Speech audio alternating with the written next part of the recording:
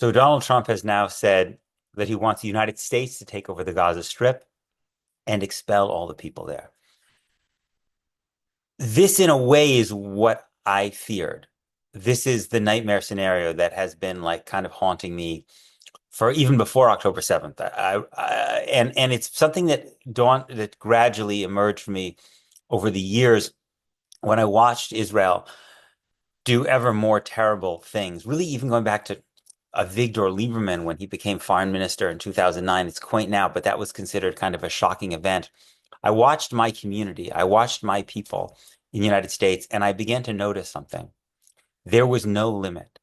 There was nothing that Israel could do where the organized Jewish community in the United States would say enough. There was no independent moral standard.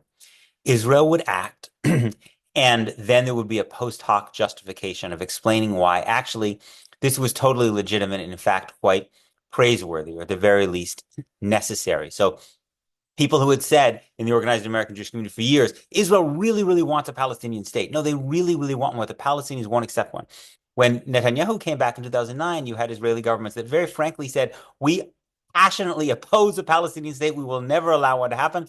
And then the response from the organized American Jewish community who says, well, how can you blame them? It's far too dangerous to have a Palestinian state. And you're like, but wait a second. I thought just the day before yesterday you were saying that Israel really wanted a Palestinian state, but the Palestinians wouldn't accept one, right? This is just an example of what we see again and again. And because when you treat, this is the central point of my book, when you treat a state as a god, when you worship a state, when you see a state as having unconditional inherent value, rather than having to be judged against something else, judged against the standard of international law, judged against the standard of the human dignity of the people under its control, then that state can do whatever it wants. And so I feared that Israel, when after October 7th happened, after the horror of October 7th, immediately there were reports that Israel wanted to expel Palestinians en masse from Gaza. There were reports in the Washington Post that Netanyahu was trying to convince Western leaders to pressure Egypt to do this. And I remember right at the beginning, I started hearing the discourse. The discourse was, well, that would be a tremendous humanitarian gesture. How noble of Israel to allow the Palestinians to leave Gaza, given how terrible Gaza is. And so you could already see the justifications that we're building. And now this idea is now back on the table, right? Because Donald Trump has, it was the position of the Israeli right, but it wasn't sure that it was going to be possible because Sisi, the Egyptian leader, had adamantly opposed it. And now Donald Trump has put it smack back on the table. And the very American Jewish leaders watch this, watch the response in the next days. The same people who would have accused you of being a vicious anti-Semite 2 days ago, if you had suggested that there was any possibility of mass expulsion of Palestinians, will now defend that prospect. AIPAC, the Anti-Defamation League, the American Jewish community. I would love to be proven wrong. I don't think I will be. Just watch the pro-Israel politicians. Instead of saying, this is monstrous, this violates a moral red line we have, we might have been willing to bomb Gaza to smithereens, but we don't believe in mass ethnic cleansing. They will move the bar and say, actually, this is a humanitarian gesture because Gaza is unlivable, right? Not mentioning who made Gaza unlivable, right? Gaza is unlivable, and therefore it would be better for all concerned if the Palestinians had a chance to start a new life in some other country. This is what it means to treat a state as a god. This is what idolatry means in practice. The most horrifying barbarism. It's in the Tanakh. It's in the Hebrew Bible, the connection between idolatry, which is the worship of something human, and the destruction of human life, right? This is what we're seeing, right? So this is from the position of the organized American Jewish community, right? And Netanyahu, you notice, immediately started applauding this when Trump said it. The second question is why Trump is doing this. Why, right? It's not something that most other American politicians, indeed, even most Republicans, were talking about, right? They might have been open to Israel expelling Palestinians, but they weren't suggesting that America take this over. I think it has everything to do with Greenland. To understand Gaza, you have to understand Greenland. And what you have to understand is that Donald Trump has gone beyond the Republican position, which was just to apologize for America's past history of imperialism and reject criticism.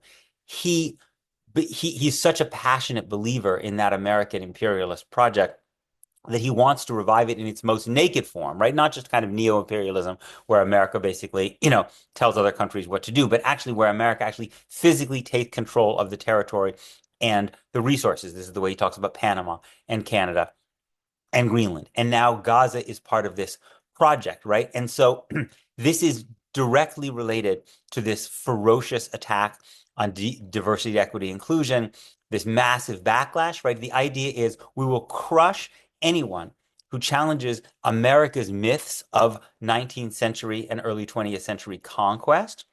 And part of the process of crushing those critics will be that we will reenact that process of conquest in its most brutal and crude form, right? And so it's astonishing, like we're not, and people have gotten literally like, canceled for using the term settler colonialism, right? It actually turns out to be a pretty darn good description of what's happening here, right?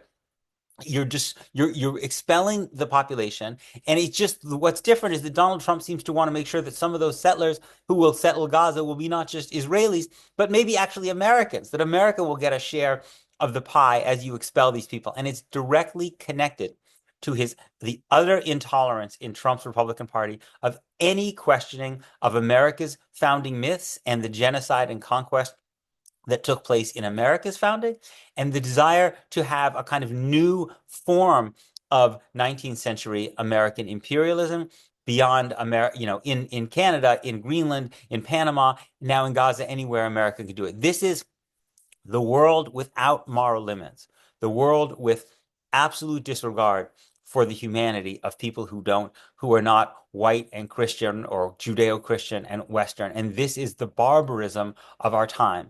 It's monstrous to watch, but this has been a long time in coming. Every American politician, every rabbi, every Jewish leader who was not willing to say enough years and years and years ago has now found themselves in a position where they cannot and will not be able to say enough now.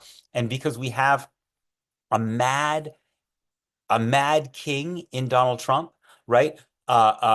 Who wants to be a 19th century imperialist, he will help Israel in that project today, and people will go along with it.